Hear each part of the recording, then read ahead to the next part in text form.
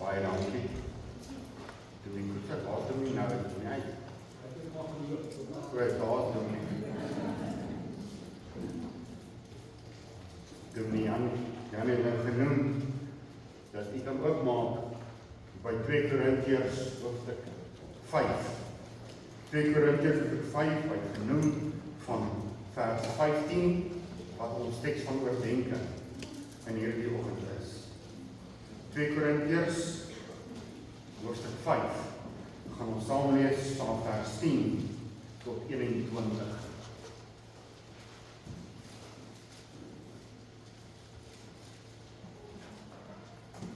Maar voordat ons daar saam lees, ons sit so en ons buig ons hoofde voor die Here. Dierbare verhoogde Here Jesus, daar is niemand soos U nie. En ons het hierdie naweek uitgekoop, eenkant gesit vir U gebruik. Here, daar is nie 'n ander fees vir die kerk so belangrik soos hierdie naweek. Waar ons die Here Jesus kruisiging herdenk, sy dood en sy opstanding. Here Jesus, as ons in die nagmaal, wat U so dikwels as julle dit gebruik op my gedagtenis, dink aan dit wat ek betaal en die prys wat ek betaal het. Here Jesus, ek dink in die hemel, ek weet nie of daar gaan merke aan ons wees van houe wat ons gekry het, maar ons gaan 'n verheerlikte liggaam kry. Al merke wat ek dink daar gaan wees, is die merke in U voete, en in U hande, en in U sy. Om te wys dat U die prys betaal. Toe U op daardie eerste dag van die week in Johannes 20 aan hulle verskyn, toe wys U vir hulle U hande. En sê, kyk, dit is ek. En hulle het geglo. Selfs Thomas het later gesê, my Here en my God. En dan sê hy daar in Johannes 20, soos die Vader my gestuur het, stuur ek ook julle. En nou Here, kom in hierdie oggend, beweeg onder ons. U is die een wat in 'n hart kan werk. Ons kan preek, ons kan skree, ons kan sing, ons kan pleit, ons kan bid, ons kan doen net wat ons wil, maar om die Gees van God nie vanmôre 'n ding in ons hart en lewend te maak nie, is dit alles te vergeefs. As die Here die huis nie bou nie, te vergeefs, werk die wat daaraan bou. As die Here die stad nie bewaar nie, te vergeefs, waak die wagter. Nie deur krag of deur geweld nie, maar deur my Gees. Nou vra ons, o Gees van God, beweeg hier onder ons. Maak die woord lewend in ons hart. Ons bid dit in Jesus naam. Amen. Lees 2 Korintiërs 5 vanaf vers 10.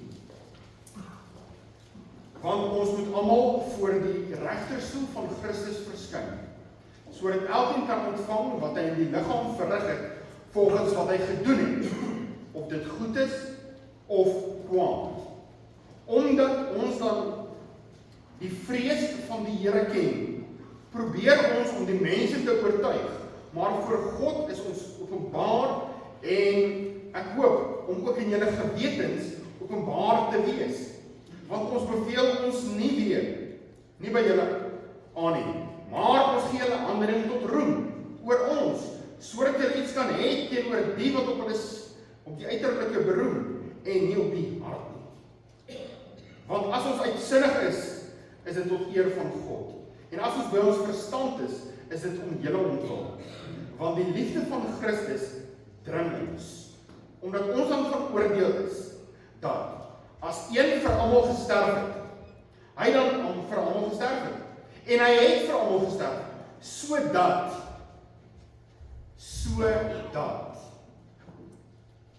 die wat lewe, nie meer vir hulle self moet lewe nie, maar vir hom wat vir hulle gesterf het en opgewek is.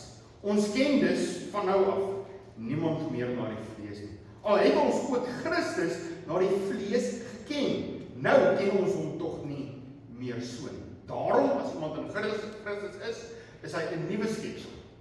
Die ou ding het verbygegaan, kyk, dit het alles nuut geword. En dit alles is uit God, wat ons met homself versoen het, deur Jesus Christus, en ons die bediening van die versoening gegee het, naamlik dat God in Christus die wêreld met homself versoen het, deur hom misdade nie toe te reken nie, en die woord van die versoening aan ons te vertrou.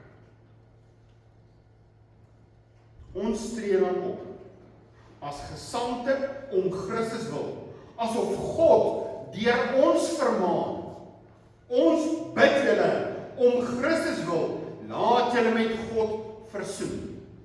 Want hy het hom, wat geen sonde geken nie, sonde vir ons gemaak, sodat ons kan word geregtigheid van God in hom, net tot sover dan. Ek lees weer vir u vers 15, ons teks van oordenking. Omdat ons dan van oordeel is, dat as een vir almal gesterf het, hulle dan almal gesterf het, en hy het vir almal gesterf, sodat die wat lewe, nie meer vir homself moet lewe nie, maar vir hom, wat vir hulle gesterf het.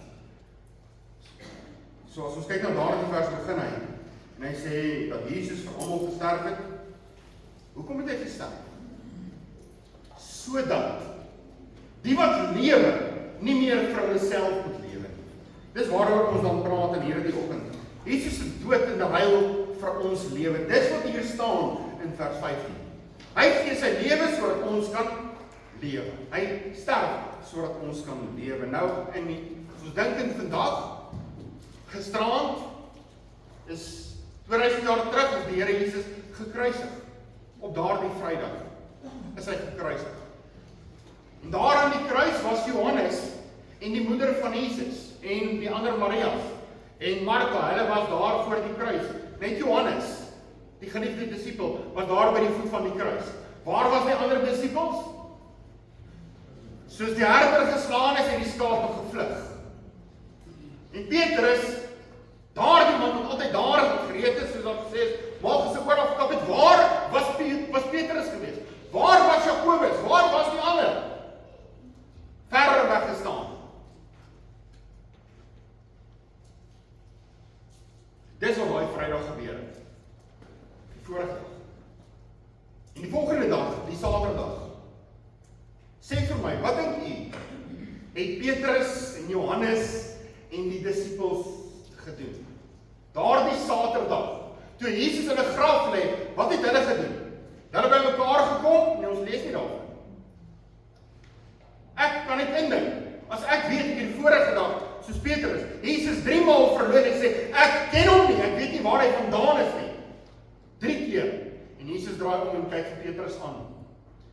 Petrus en Jesus se oë kyk na mekaar en hy besef, ek het hom verloon. En hy het uitgegaan en bitterlik geween. Daardie Saterdag, dink ek, was Petrus en die disipels in 'n redelike groot gat gewees. Van moedeloosheid, bedruktheid. Die Here Jesus is dood. Die realiteit tref hulle, hy's dood, hy lê daar in 'n graf, in 'n nuwe graf, soos daar voorspel is. Jesus is dood. So op hierdie Saterdag, in hierdie kruisverhaal, staan ons vandag by die doodstil. Die Joodse het 'n fees, wat hulle op hierdie dag, die ongesuurde brode, seker maak dat al die suur word uit die huis uit verwyder. Dat die son lewe skoon gemaak word van die sonde. Dis hoe die heiligmaking redelik sterk gepreek moet word op hierdie Saterdag. So ons kyk dan na Jesus se dood in ruil vir ons lewe. Sodat die wat lewe nie meer vir hulle self moet leef.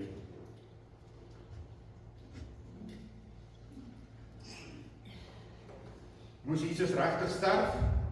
Ja, hy moes regtig sterf, sodat ons kan lewe.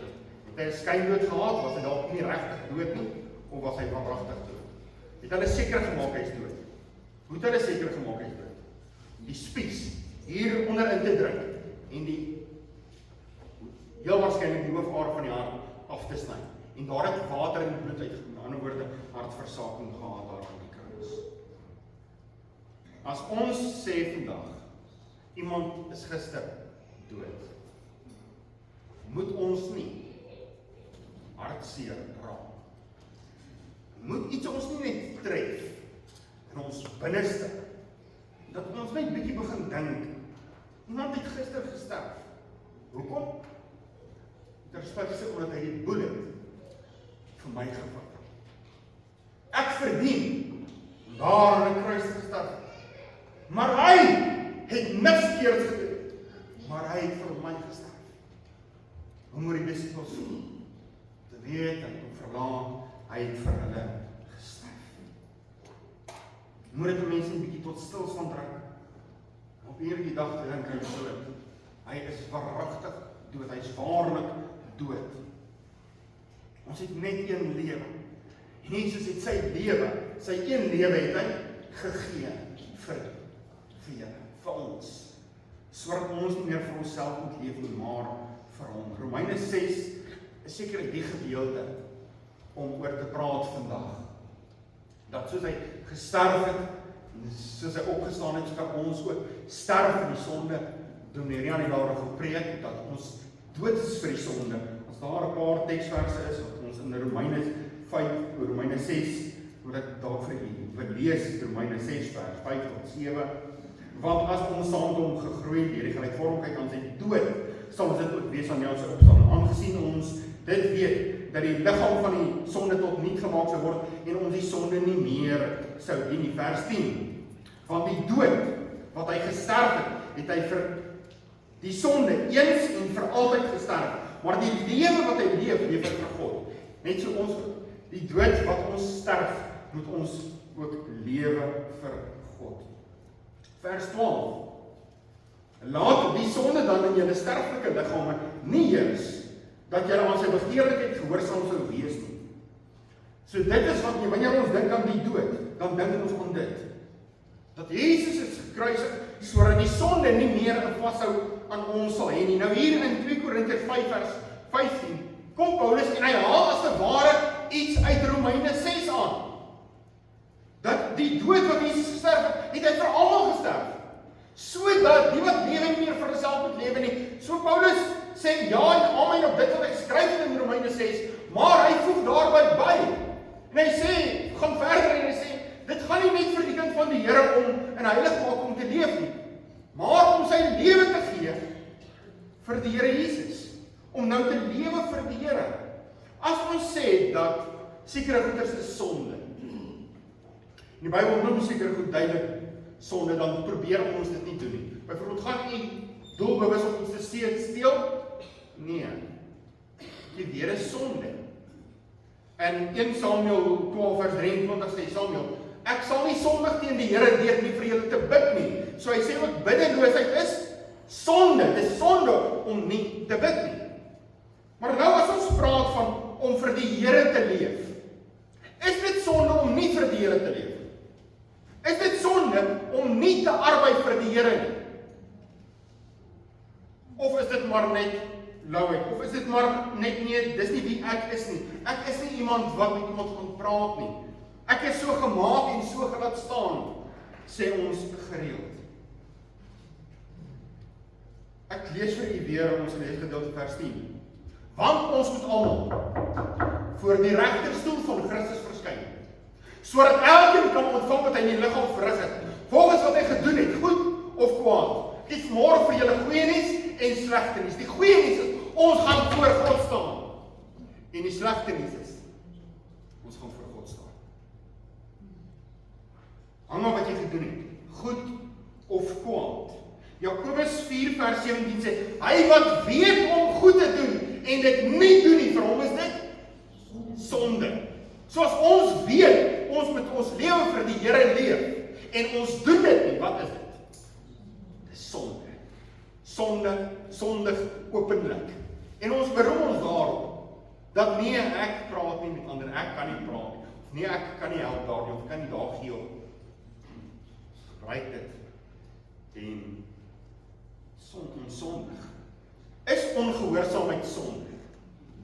As die Here iets sê en jy doen dit, is dit sonde? Ongehoorsaamheid sonde. Matteus 28 vers 19 staan daar. Gaan dan heen en maak disippels. As ek sê nee Here, ek sal nie, sondig. Wat as die Here verder sê in Markus 16 vers 15, gaan die hele wêreld in en verkondig die evangelie aan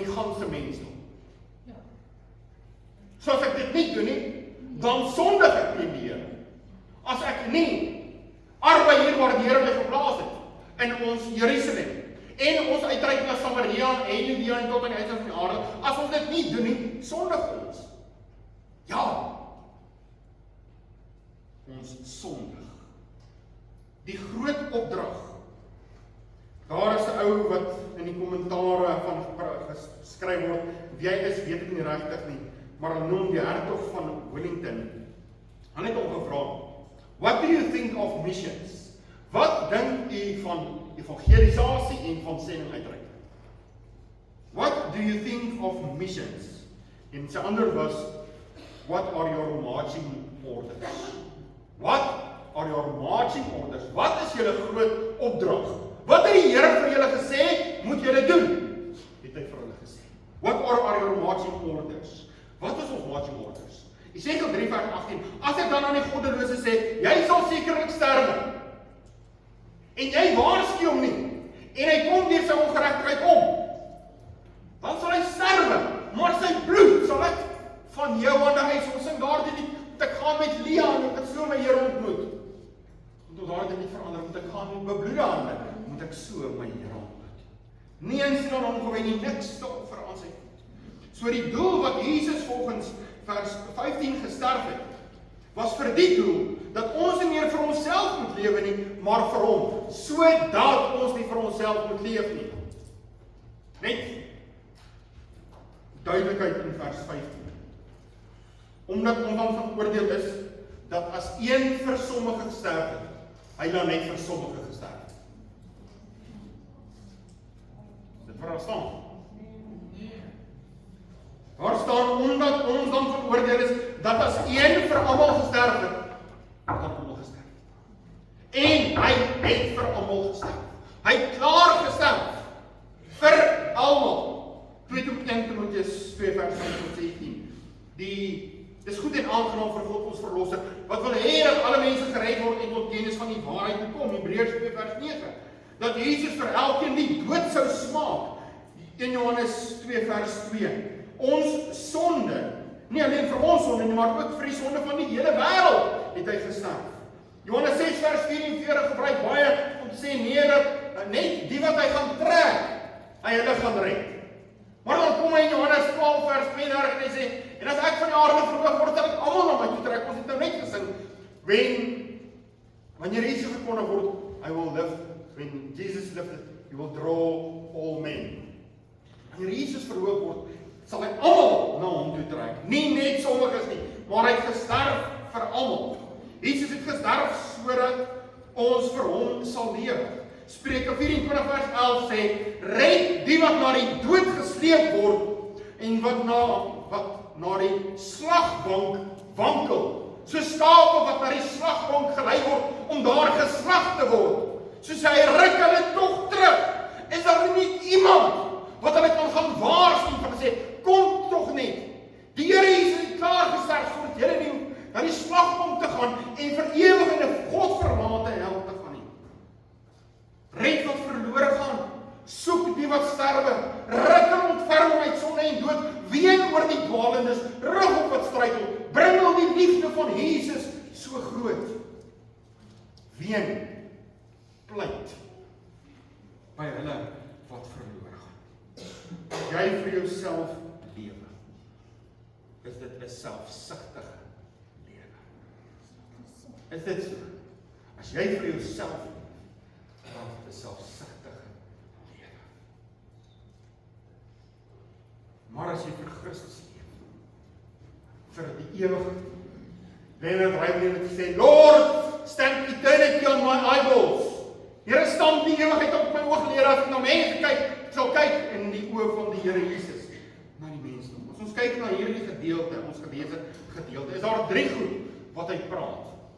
So as teks van oordenking, vers 15, dat ons nie meer vir onsself moet lewe, maar vir hom. Hy het gesterf, sodat ons lewe kan lewe in vrees. In die eerste plek. Nou sal jy onmiddellik sê, nee, in 2 Timoteus 1 vers 17 sê, God het ons nie 'n gees van vreesagtigheid gegee nie, maar van krag en liefde en selfbeheersing. Waar kom ek dan aan vrees? Vers 11. Vers 10 tot 13 gaan oor vrees. Vers 10, ons gaan voor God staan, vrees.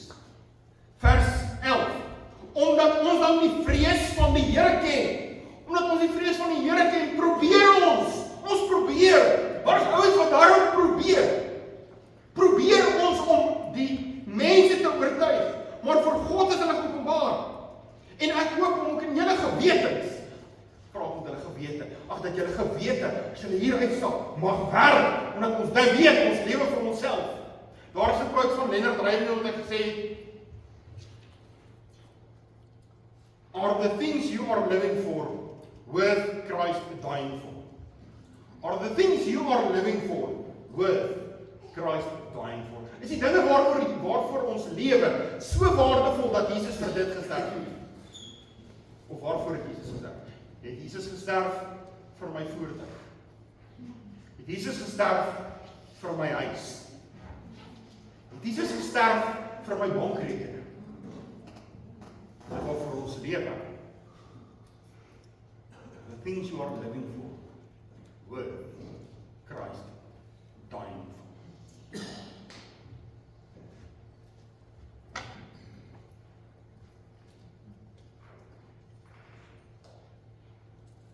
So baie vlug van die vrees van die Here. Spreuke 1 vers 7 tot 8 sê, die vrees van die Here is die beginsel van kennis. Sotte verag, wysheid en tug. Wonderlik, sê Spreuke, is die een wat 'n hart het verseker. Hy is wys. Ons gaan rekenskap gee voor God. Ons gaan voor God staan, voor die regterstoel. Ons gaan daar verskyn, jy op jou been. Ek dink iets wat ek gehoor het van, ek weet nie of dit waar is nie, maar een ou quote iets van R.C. Sproul. Ja, vra blykbaar vir R.C. Sproul, gaan jy, dat jy gaan vir Billy Graham sien in die hemel. Die ou sê, hy het gesê nee. Ek dink nie gaan Billy Graham sien in die hemel. Want Billy Graham sal so ver voor wees. Want hy geleef het versiene.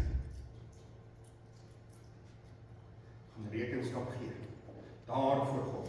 Dit reward die Engels reward in die Engels verkwaad is worthless.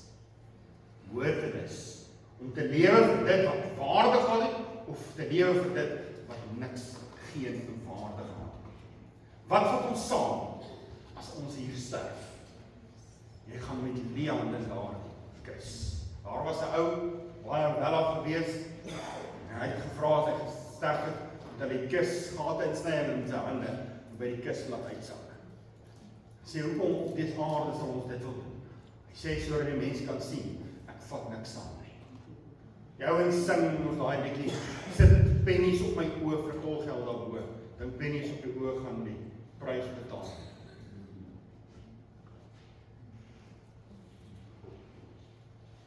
Vers 10 sê, ons gaan voor God staan. Vanmôre vir u sê, daar is dit te laat om te dit te sien. Daar is dit te laat om nog een keer met iemand die evangelie te deel.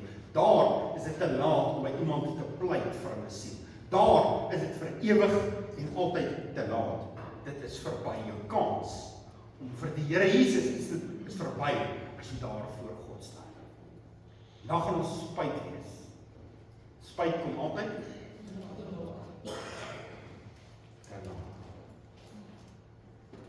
Warren Wiersbe sê, we will not face our sin, but will account for souls. Ons sal voor God staan en verantwoording doen vir elke siel wat ons verby gegaan het. By die Here wat ons pad gestuur het en nie bereik nie. 1 Korintiërs 3 vers 13. Elkeen se werk sal aan die lig kom. En die dag sal dit aanwys. En dit sal op die vuur geplaas word. En as iemand se werke verbrand word, met ander woorde hout, booi en stoppels, sal hy skade ly. Hy sal skade ly as hy daar voor die troon van God staan. Hy sal skade ly, hoewel hy gered sal word, maar soos deur vuurheen voor God staan, met Lia niks te offer aan sy voet nie. As God ons verantwoordelik gaan, en dit gaan vir ons vreeslik wees om voor God te staan. Hoe gaan hy vir die ongeredde mense om voor die troon te staan? Ek dink aan iets wat Billy Graham gesê het, as God die wêreld waarin ons lewe nie gaan oordeel, dan gaan hy met hom verskoning vra vir Sodom en Gomorra. Net die gedagte, tyd waarin ons lewe, hierdie wêreld is meer goddeloos as wat Sodom en Gomorra was.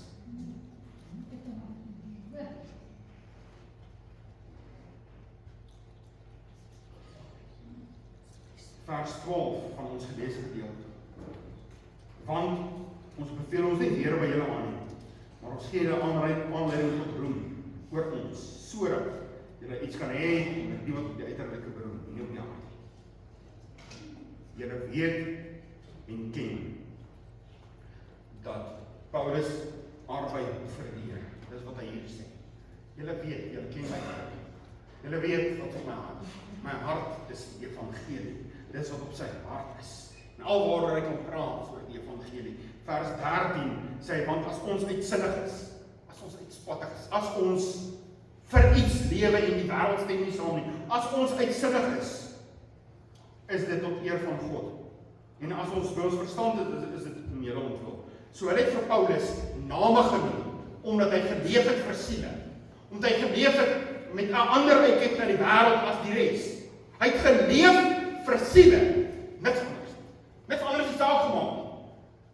Want ek skaam my nie oor die evangelie nie, want dit is die krag van God tot redding, dis wat vir hy geleef het. En hy, vers 11, omdat ek die vrees van die Here ken, daarom probeer ek om siele te maak. En daarom kan hulle my name noem soos wat hulle wil, en hulle het vir Paulus name genoem. Hy sê, is okay, is tot eer van God. Weet jy wat het hulle vir Delmoody genoem? Ook 'n man wat 'n las gehad het vir siele. Weet jy? Delmoody is genoem Crazy Moody. Omdat hy anders was as die ander. Hy het geleef vir siele. Sê ek gaan nie slaap totdat ek 'n siel, met 'n siel daai dag gepraat het.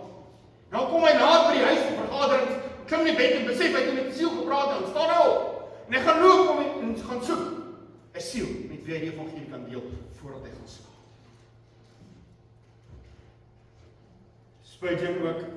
Spurgeon was anders.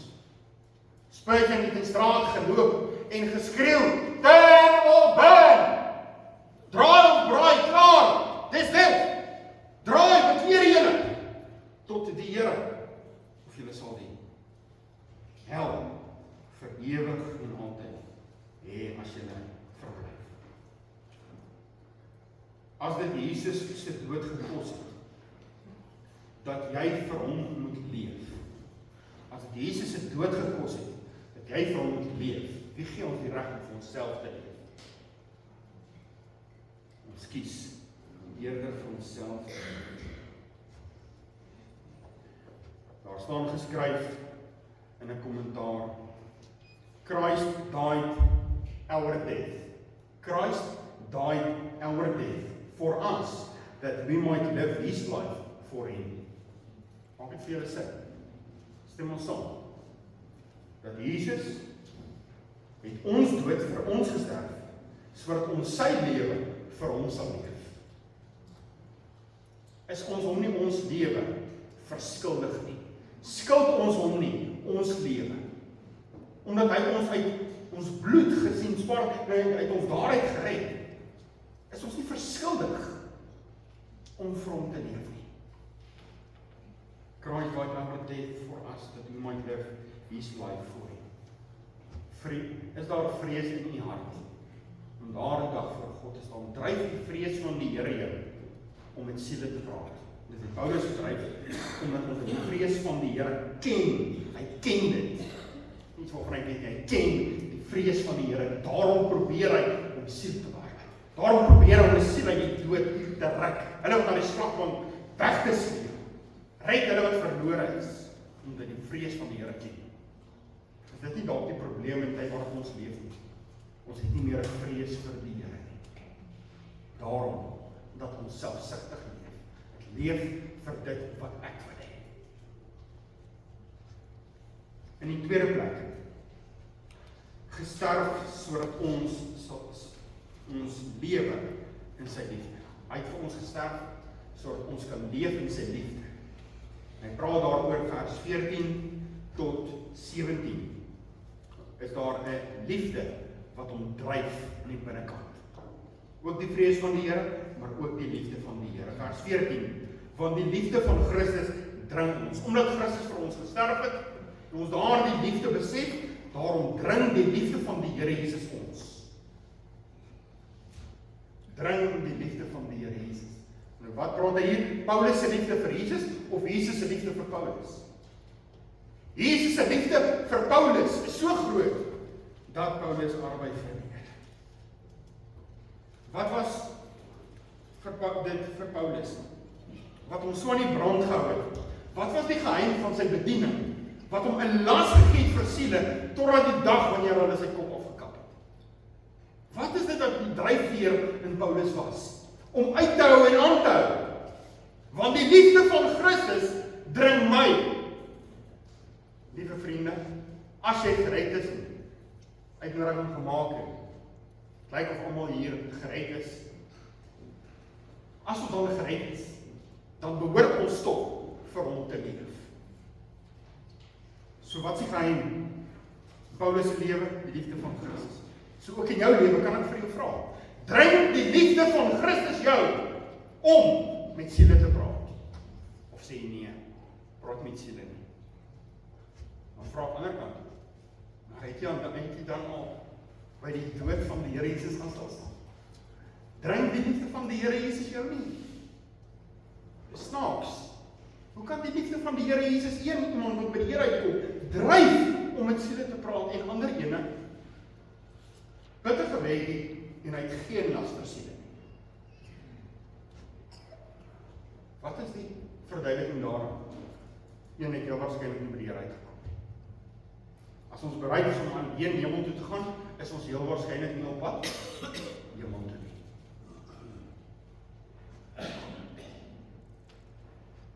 Paulus was 'n moordenaar gewees.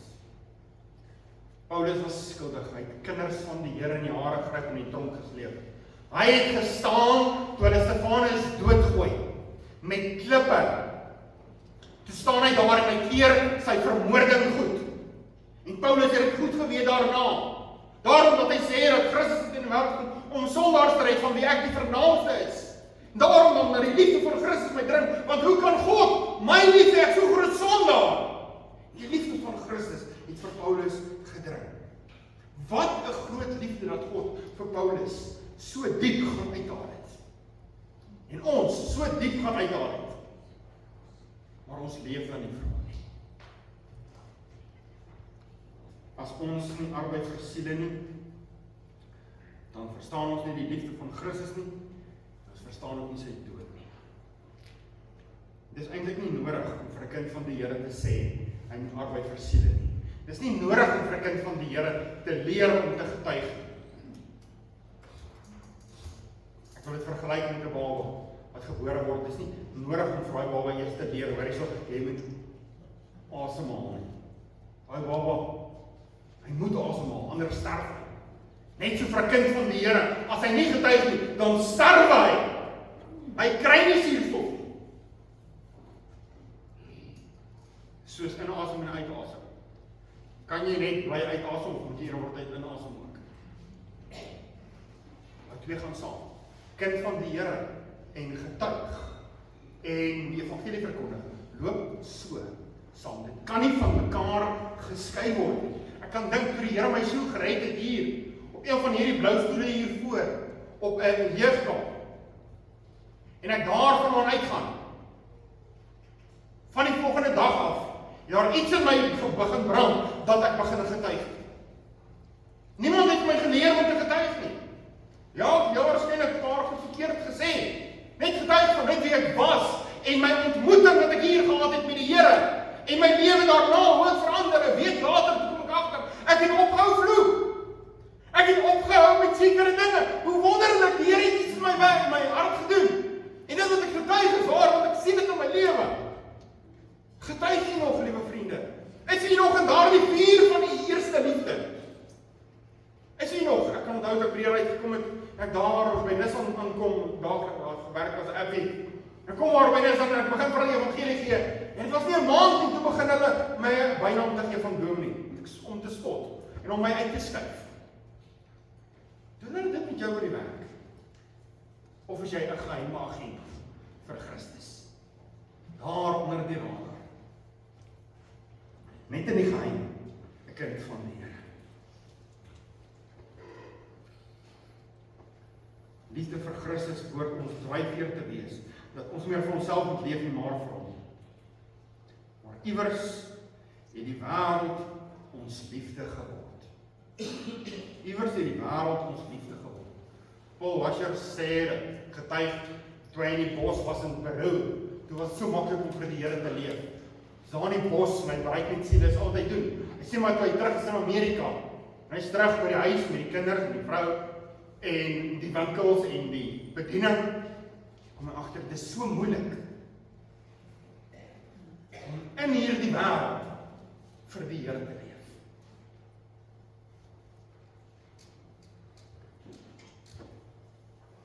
Die meeste ken die naam liefde wat ons dring om van Jesus te vertel. Baie ken die naam Jesus. Vers 16. Ons ken dus van nou af niemand meer na die vlees nie. Al het ons ook Christus na die vlees geleer ken, nou ken ons hom nie meer so nie. Wat sê hy? Ek het hierdie teks paar weer gelees. Wat sê hy? Ons ken dus van nou af niemand meer na die vlees nie. Al het ons Christus so in die vlees geleer ken, nou ken ons hom nie meer so nie. Sommige mense weet van Jesus, maar ander mense ken Jesus. 'n persoonlike verhouding met hom. En sy liefde dringend. Dis wat hy hier sê. Nou ken ek Jesus nie meer so wat ek hom vroeër ken. Vroeër het ek hom geken en ek het hulle vervolg wat saam met hom was. Maar nou ken ek hom nie meer so nie. Nou verkondig ek. En dit wat die dryf in Paulus se lewe. Die Here geskryf, die geweet oom Dominee gaan ook vanoggend praat oor sending nie, maar ek hier geskryf. Die wêreldpopulasie is 8.1 miljoen. 3.5 tot 3.6 daarvan is nog nie volkome bereik nie. Waarvan van daai 3.6 biljoen is al 2% van bereik. En dan is daardie foto wat doen daar gehad het, die 1040 venster, wat die onbereik is die Afrika, Wes-Afrika, Midde-Ooste, Indië, China. En een plek wat ek ook dink baie onbereik is Korea, oor daar die klein mannetjie wat daar is. Heeltemal onbereik, plekke wat bekend staan as nog heeltemal onbereik, is 1.4 biljoen mense. En ons het die voorreg om Sondag na Sondag onder die geklank van die evangelie te sit. En dit doen ons niks nie. As Jesus vanmôre hier moes staan en hy moes praat oor 1.4 biljoen mense wat nog nie sy naam gehoor het, hoe sou die Here Jesus vanmôre gepleit het? Hier geskryf, gepraat oor die klein buis, kind van die kerk, Dominee Ben Buys se seun. Hierdie kind het die jong ouderdom by die Here uitgekom.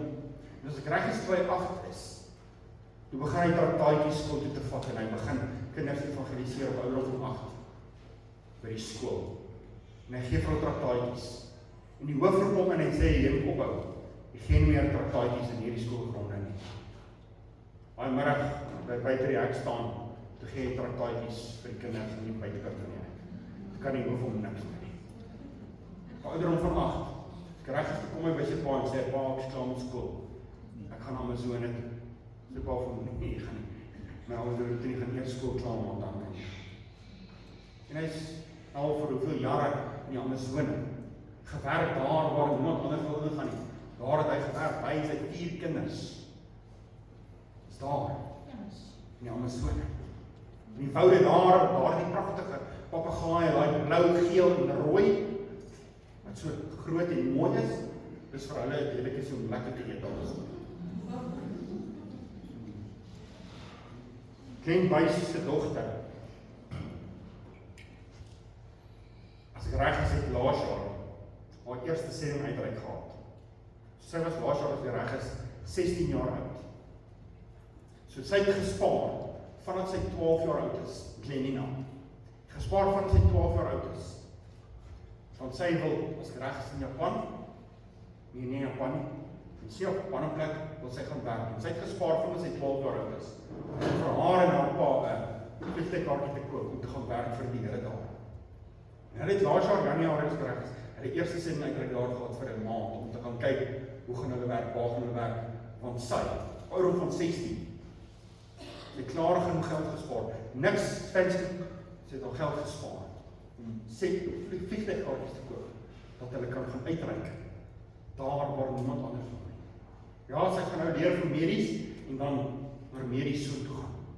Te dink 'n meisiekind van 16 het klaar haar eerste sending uitreik gehad. In China of Japan of in die plek. En ons, ek was nog nie eens by die grens van hierdie land gewees nie. Die liefde van Christus dring 'n mens om in siele te praat. Kyk na die disippels. Daar die 12 manne, en daar word geskryf in Handelinge, dat daar die 12 manne het die wêreld in opskudding gebring.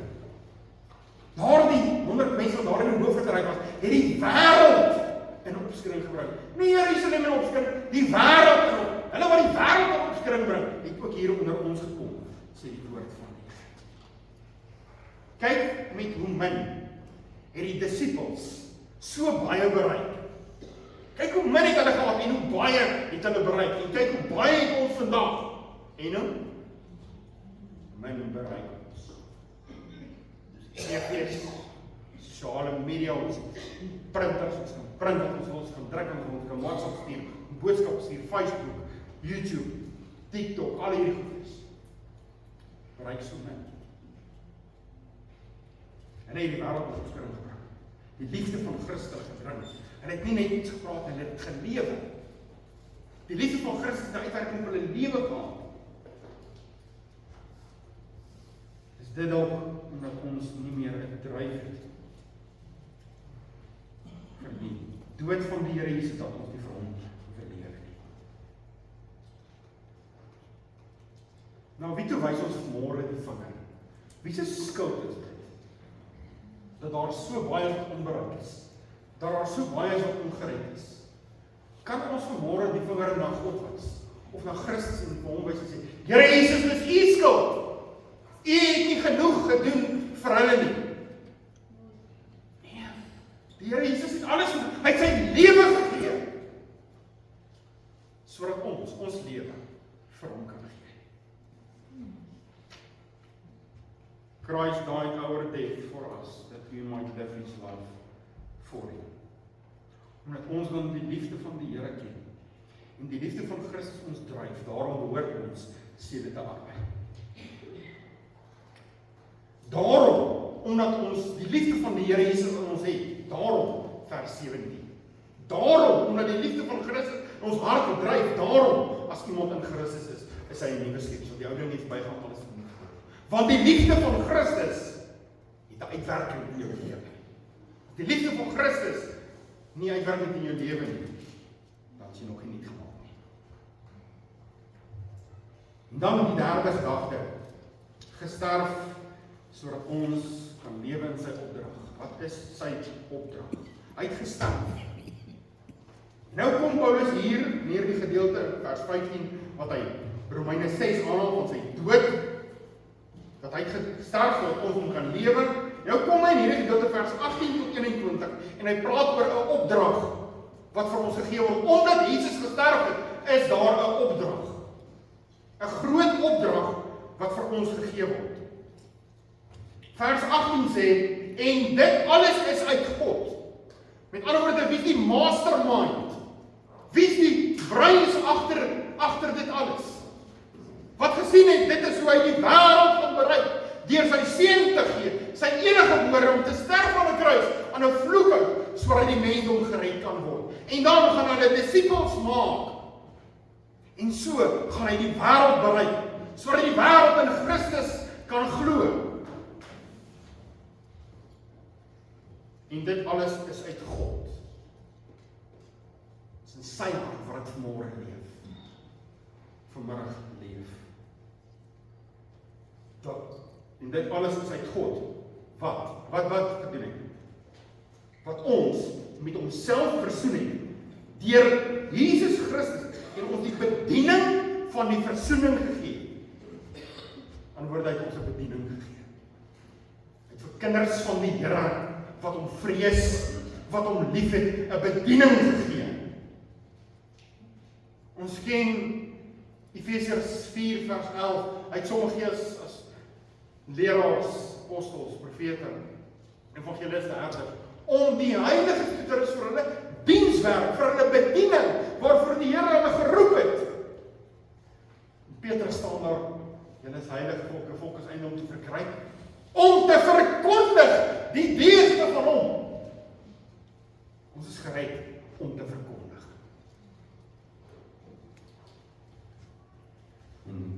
Met ander woorde, daar is 'n kosbare parel wat God in jou hand gegee het, sodat jy dit vir iemand anders kan gee. Hy het aan jou 'n bediening gegee. Wat 'n bediening het hy gegee? Hy het sy seun gegee. Sal jy jou kind by enigiemand los? Sal jy jou kind toevertrou? Wat skryf jy op jou testament? Nou wie toe gaan jou kinders as jy sterf? Aan wie gaan jy jou kinders toevertrou? Jou meisiekind, aan wie gaan jy jou meisiekind toevertrou?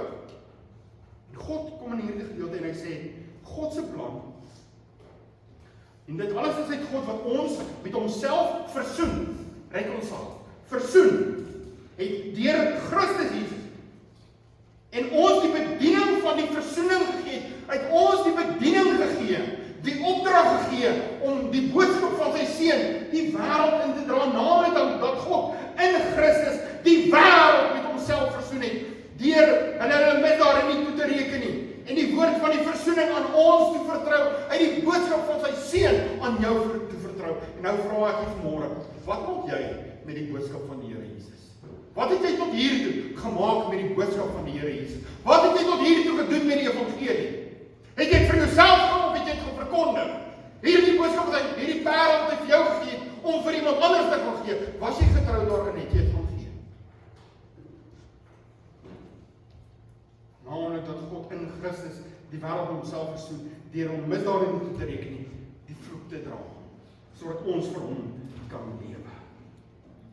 1 Korintiërs 19 vers 16 sê hy, dis nie vrywillig nie. Want as ek die evangelie verkondig, is dit vir my geen roem nie. Want die dwang is my opgelê, en weer my as ek die evangelie nie verkondig nie, want rentmeesterskap is aan my toevertrou. Die Here vertrou hierdie boodskap aan jou toe. Ek wil vanmôre eintlik sê, as ons dink dis vrywillig, net die wat wil, dan dink ek is ons van die pad. Dis nie vrywillig nie. Rentmeesterskap is aan ons toevertrou. Sy boodskap is aan ons toevertrou. Ons het nie gesê of ons dit gaan verkondig of nie. Hy het gesterf sodat ons vir hom moet lewe, anders lewe ons 'n selfsugtige lewe. 2 Timoteus 4 vers 7. Kom aan die einde van die lewe en sê, ek het die goeie stryd gestry, ek het die wedloop volëindig gekry, geloof behou. Tot die einde toe gearbei vir siele, te lewe vir die Here. Lukas 6 vers 46. Wat noem julle my Here, Here, en doen nie wat ek sê nie? Ons sing en ons noem hom Here, Here, maar die vraag is vanmôre, doen ons wat hy sê? Soos die Vader my gestuur het, stuur ek julle. Doen ons dit?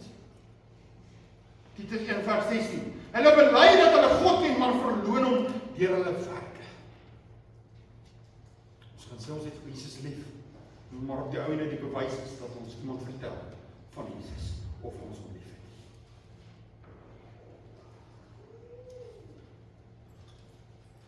Vers 20. Spreekbuis van die Here.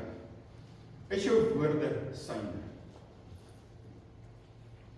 Ons sê, as ons aangaan om teksvers te memoriseer ook vers 20.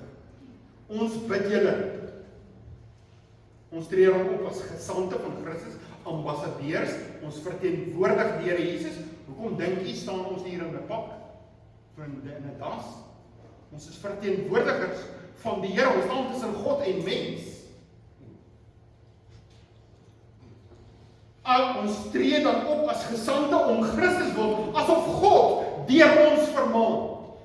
Hoor nie vanmôre doen hierdie kerk, kry weg agter kansel, dis hoe maar 'n kansel is, sodat ons kan wegkry daar, dat julle my nie hoef te sien nie, maar dat julle die woord van die Here kan hoor.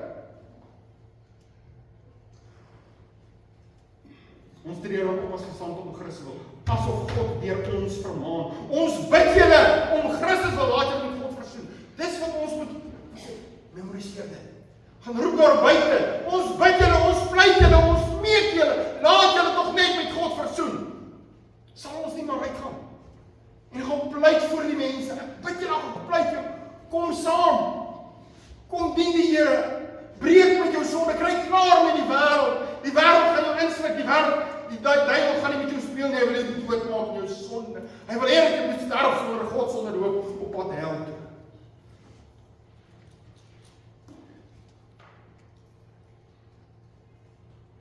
Daar is teen God gesondig, maar hy voorsien die offer, hy stuur die boodskappers en hy pleit by die mense. Dis wat hier staan. Ons bid julle om Christus wil, laat julle met God versoen. God het alles gedoen. Ek sluit af, want ons almal moet voor die regterstoel van Christus verskyn en verantwoording gee oor hom gevrees het, oor ons liefde vir hom en oor die opdrag wat hy moet toevertrou het. Sodat elke liewe een gaan alleen voor God staan. Jy gaan nie voor God staan vir jou pa, vir jou ma, vir jou kinders. Jy gaan voor God staan. Elkeen kan ontvang wat hy in hierdie liggaam verrig het, volgens wat hy gedoen het, of dit goed is of kwaad. Spytens skryf, if sinners be damned, let them lead to hell over our dead bodies. If they perish, let them perish with our arms wrapped around their knees. If hell must be filled, let it be filled in the teeth of our exhaustion. And let no one go unwarned or unprayed for. 'n selfsugtige lewe vir jouself. Vers 15 sê, hy het vir almal gesterf, sodat die wat lewe, nie meer vir homself moet leef, maar vir hom. Lewe u vir hom. Mag u hier uitgaan en vir hom lewe. Op hierdie dag gedenk ons sy dood, sodat jy vir hom kan lewe. Kom ons sit so en ons buig ons hoofd. Dierbare Here Jesus, wil dankie dat ons tot u mag nader en u woord kan hê en kan hoor dat ons moet arbeid, u 'n boodskap aan ons toevertrou, die boodskap van die Seun aan hulle wat hier sit in hierdie middag, aan hulle vertrou u die boodskap van die kruis van die Here Jesus toe. Nou bid ek Here Jesus, dat u ons vanmôre in staat sal stel, dat ons daardie opdrag sal aanneem.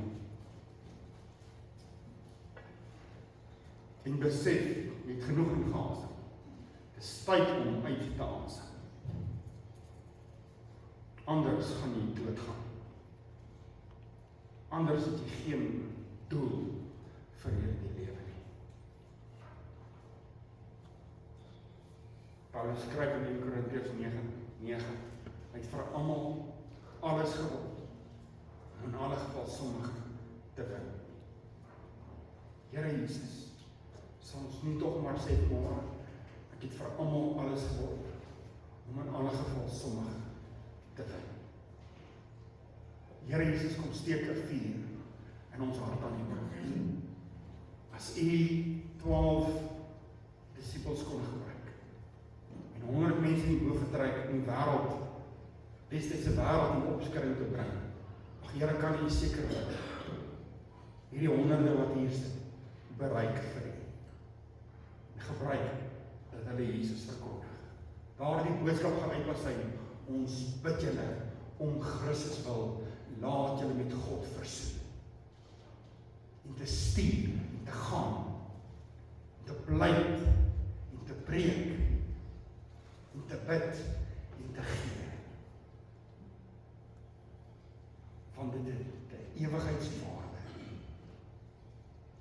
Al die ander goed gaan ons op aarde agterlaat. Geen waarde nie. Want Christus het nie vir dit gesterf nie. Here Jesus, U het gesterf aan 'n kruis vir siele. Mag ons lewe vir siele. Anders, Here, het ons geen doel nie, dan kan ons maar kom haal. Kan ons maar sterf. Wat ons doen in 'n geval wat U vir ons wil te doen. Ons noem U Here, Here, maar ons doen nie wat U sê. Here, help my, begin by my. Dat ek daardie vuur sal wees in die gemeente. Mag elkeen daardie besluit maak. Terwyl ons so sit, hou die